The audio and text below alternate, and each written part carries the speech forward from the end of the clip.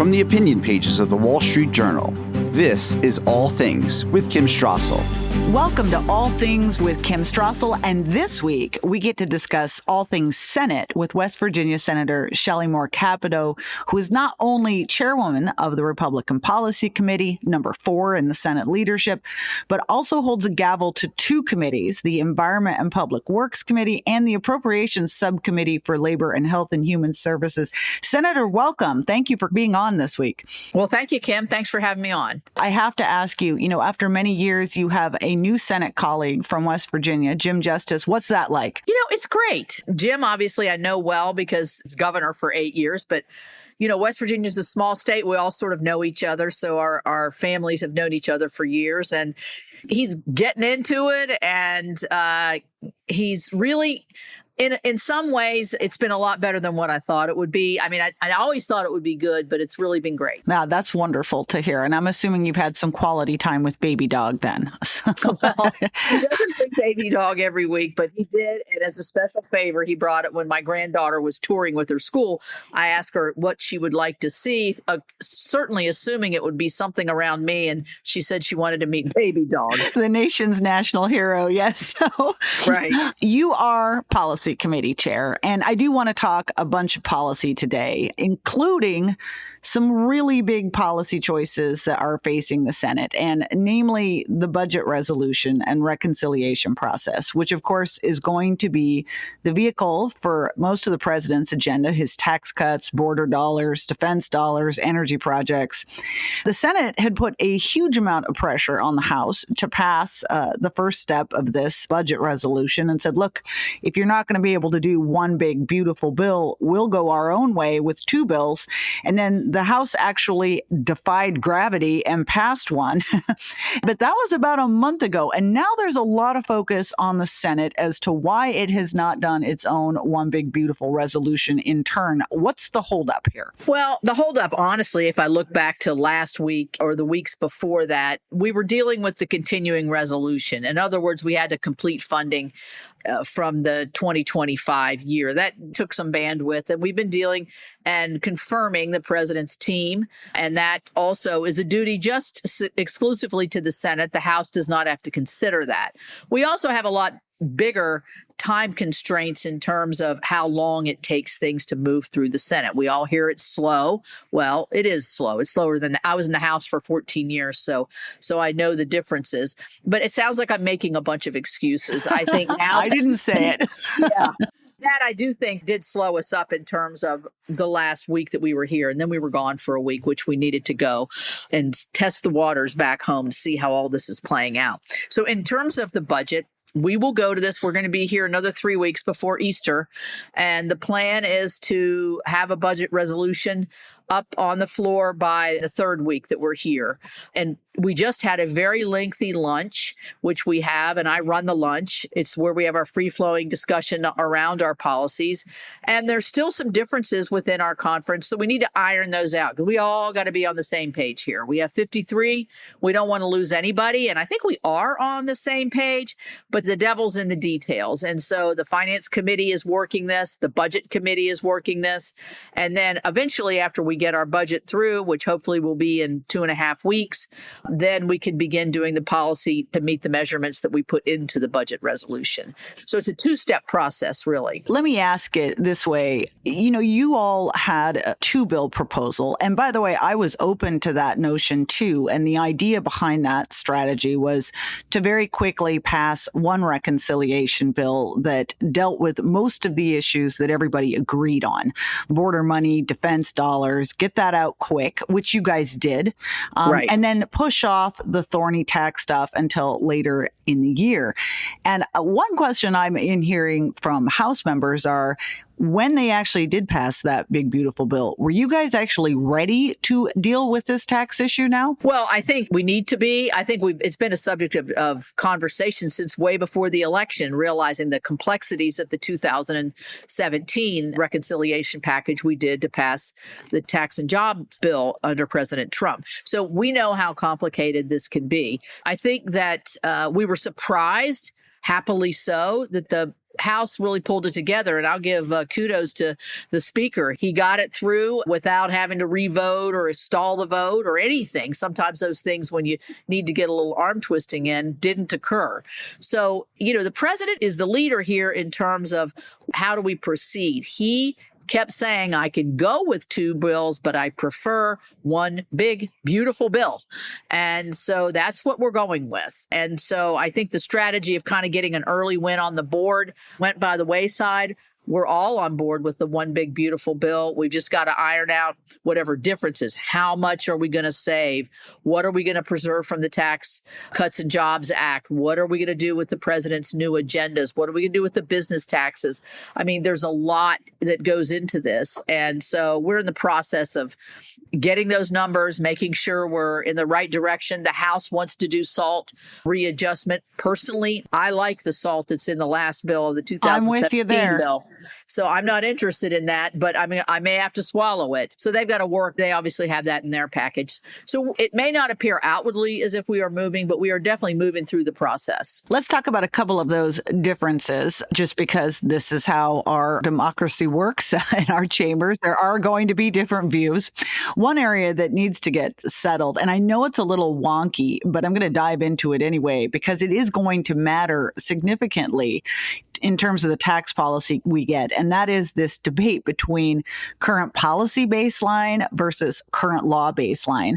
Right now, our budget gnomes, when they add up how much a tax package will cost, they assume that the current tax cuts just disappear and then they result in the Treasury getting more money, so that if you were to renew them and simply have the status quo again, it would apparently cost a lot of money. Republicans, or at least on paper, Republicans want to do it in a way that I think is a far more reasonable approach, and say that the assumption should simply be that they continue, that they aren't costing us anything in addition by maintaining the status quo.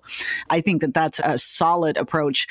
I know that some of this is being negotiated and talked about with the Senate parliamentarian who has to sign off on that. But the reality is that there is some pushback even within the caucus to going this way. Is that one of the disputes? That is, by the way, great job in describing that. Because it's complicated. It is. It's wonky. Yeah. It is. But I think it does make a big difference. I think that if, you're talking in the neighborhood of possibly $4 trillion of offsets or pay-fors, if the policy doesn't change, I agree that we should go with the current policy and move forward with that. So if we do any tax relief or if we do any additional spending, we have to offset all of that. And so that's how that would result. When you say, is there a lot of pushback within the conference? There's some. But if I had to whip it right now to see where the actual 53 of us were, I think the overwhelming majority of us want to go for the policy baseline because of the fundamental belief that you're actually not paying more. It's already in policy. And so that's certainly my position. That's Senator Crapo's position. He's said that publicly, and he's chair of the Finance Committee.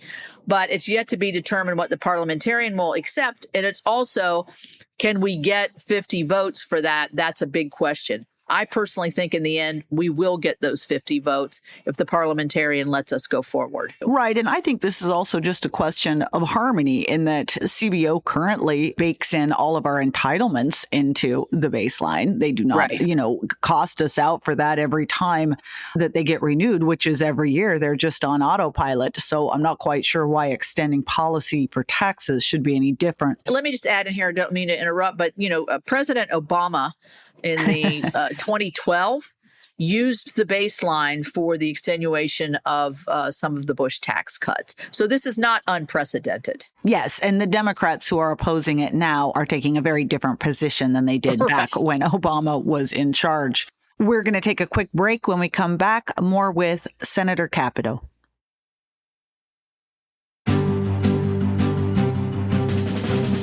Welcome back. I'm Kim Strassel here with Senator Shelley Moore Capito talking about budget reconciliation. Another area of, I think, some probably even bigger dispute and negotiation are spending cuts. House conservatives, in my mind, called for some real cutting as part of their reconciliation bill or their budget resolution because, to be honest, Congress has been a little bit out of control on spending. We actually had a good piece from Senator Ron Johnson in our pages recently, just noting that if we had continued the budget baseline from Barack Obama and had added to it for population growth and inflation, we'd be spending less than $1 trillion or more than $1 trillion less every year than we are right now. Instead, we have grown spending by about 63% from fiscal 2019 to fiscal 2025. And yet I'm hearing that there are some senators that are very reluctant to tackle some areas that might be necessary to get those cuts, like Medicaid reform. Where does all that stand in the Senate? Well, I think that we know that the big drivers in the debt that we see are these large programs of Medicare, Medicaid, Social Security. Social Security is totally off the radar. It cannot be touched. So put that aside. The president has said he will not make any adjustments to Medicare. So that's off the table. So that leaves Medicaid, where the president has said, well, he's kind of been all over the board a little bit on this, but recently has said that waste, fraud, abuse, reform, that's something that we should look at. If you look at the line chart or the graph of where the spending in Medicaid has gone, I mean, it is just almost a straight line up. And a lot of that is expansion after the ACA was put into place, where states like mine expanded Medicaid with the 90-10 match, which is a very enticing thing for a state. Sure. Yeah. And so there's a lot of states in that bucket. I'll take my state, for example. 28% of the people in my state are on Medicaid and have received benefits. And so, I got to tread lightly to make sure that those people still have access to coverage. And the president says he doesn't want to cut anybody's benefit. But there are ways, for instance, waiver programs or work requirements, other things that could really bend the curve of Medicaid spending. And I think we need to take a good hard look at that, because that is where we think we have the biggest ability to really make a difference and also still be able to deliver a quality service. I mean, I talked to my Medicaid folks in West Virginia last week in great depth, and, they've got some really good ideas on the way to do some reforms that really will make it better for the state to tailor the Medicaid program for the state. Yeah, and that's great to hear because, I think in my mind and many people who have some working knowledge of what Medicaid was created for, it was always meant for the truly needy, poor children, pregnant women, the disabled. But to your point, it is now covering an extraordinary number of able-bodied working age adults who aren't necessarily working, though. So it seems like there has to be something that can be done that actually could result in some very, very significant savings. I think so. Some people that are on Medicaid actually are working. They're so low wage and no benefit jobs. Those folks shouldn't be penalized because they're trying to work their way up the ladder here. They're doing the right thing by having a job and trying to provide for their family. They just end up in positions, maybe small businesses and other things, where they don't have access to affordable health care, and Medicaid can be maybe that bridge to that health care. But there are definitely things that we can do that will save money here. We're going to take one more break. From the opinion pages of the Wall Street Journal, this is All Things with Kim Strassel. Welcome back. I want to just switch over to some of your committee duties. Yeah. You have the gavel this year of Senate Environment and Public Works. And I know one thing that you've been very focused on is energy. You actually, I think you co-sponsored a Congressional Review Act resolution of disapproval of Democrats' natural gas tax. Right. That passed the Senate and the House and was signed by the president. But your committee is going to be front and center of the Trump energy ambitions in that, as we all know, one of the huge hangups to getting projects going is this insane and federal permitting regime that we have. There's been more and more talk about this in the Senate, about doing something. I know that there was kind of a stab at reform here a while ago, but a lot more to be done. Your committee would be central to that. What's the outlook here? Well, I'm pretty optimistic on this, really. This has to be done in policy. It can't be done through the reconciliation process. We might be able to nibble around the edges, but not significantly like we need. We need significant permitting reform. We need to put judicial reform so that you can't sue and sue and sue. You know, our pipeline, the Mountain Valley Pipeline, 9 years, it was completed. It was 95% complete for, 3 years, and it kept getting bounced into court one way or the other. There's got to be an end to that. Also, there's a need for more transmission. If we're going to do renewables out in places that don't have transmissions, if we're going to do nuclear somewhere that doesn't have transmission, and we're going to have these insatiable energy appetites, we need to bring about transmission, and that has to be permitted. Broadband has to be permitted. Roads, housing developments, you could go on and on. So the parameters of which I'm looking at is, first of all, it has to be agnostic as to what the project is. I named some of them. It could be others, industrial development, etc. I think it also has to be meaningful. We can't just say, we're just going to do one thing and not the other. Oh, we're just going to do transmission.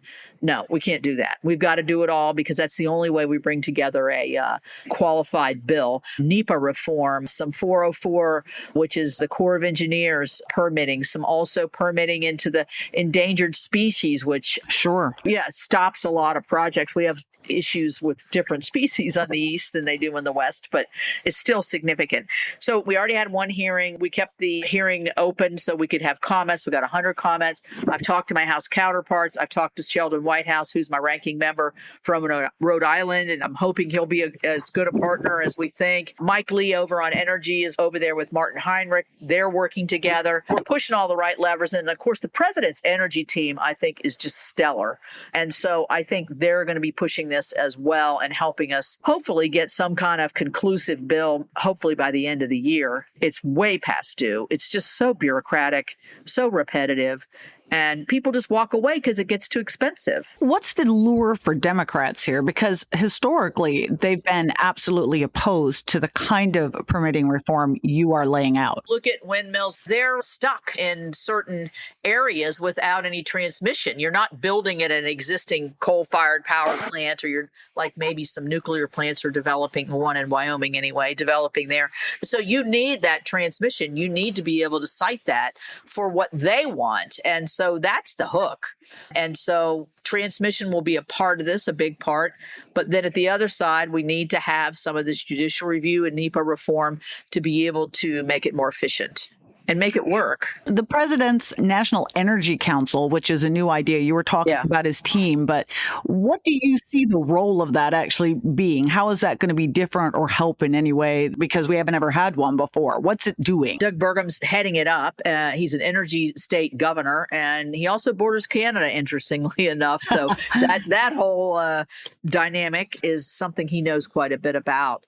And then Chris Wright over at Energy is an energy person. They said it was the first person ever really involved in energy production that's become the cabinet secretary. And then Lee Zeldin over on EPA is working, and you saw him come out with 31 regulations that he's taken down and rules that he's taking down. He's being very aggressive without sacrificing clean air and clean water, I might add. And so the team that they've got together. So I think, the president wants to unleash American energy. And I think that's certainly natural gas and coal, but he also, nuclear stuck. We do a lot of nuclear work. We did the Advance Act, which was the small modular reactors, was my bill. It got signed by President Biden in July, but we're still not seeing them because the Nuclear Regulatory Commission is slow and other issues around that. But we need to be the superior being here in this, because this is going to be the key to really base load energy. You could cite a small modular nuclear, with some data centers. There's all kinds of great ideas out there. And that's what I think this council is going to be dealing with. Nuclear energy, a word I have been dying to hear people talk and use for a very long time. Yeah. It seems to have been completely forgotten. Last question, just because it's been on everybody's mind. DOGE. A lot of Americans out there are thrilled to see IAMR and tongs being taken to the general federal bureaucracy. Mostly, I know that there's been a lot of messiness here and confusion, but it is shaking up the status quo a bit. I know that some senators, and I believe you are among them, have spoken about some of your concerns about the speed with which it's going and some of the things that's been stopped. And I believe, making some requests that things get restarted again. How would you grade that effort? What's working right and what's not? Here's what I would say about DOGE. I'm excited about it.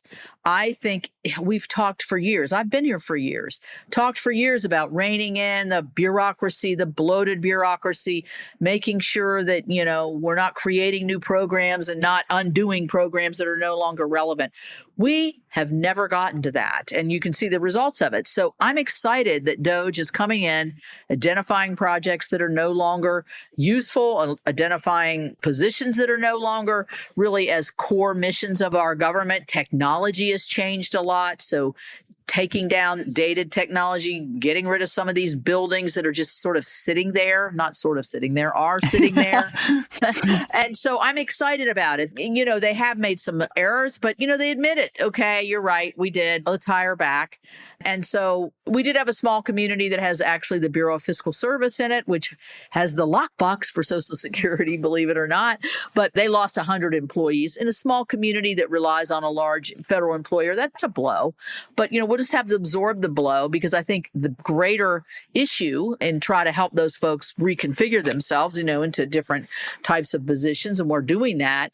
I think generally speaking, people are pretty excited that somebody's actually doing what they said they would do. President Trump said he would do this, and he is. Absolutely. Senator Capito, we can't thank you enough for taking time to be with us this week. We want to thank our listeners.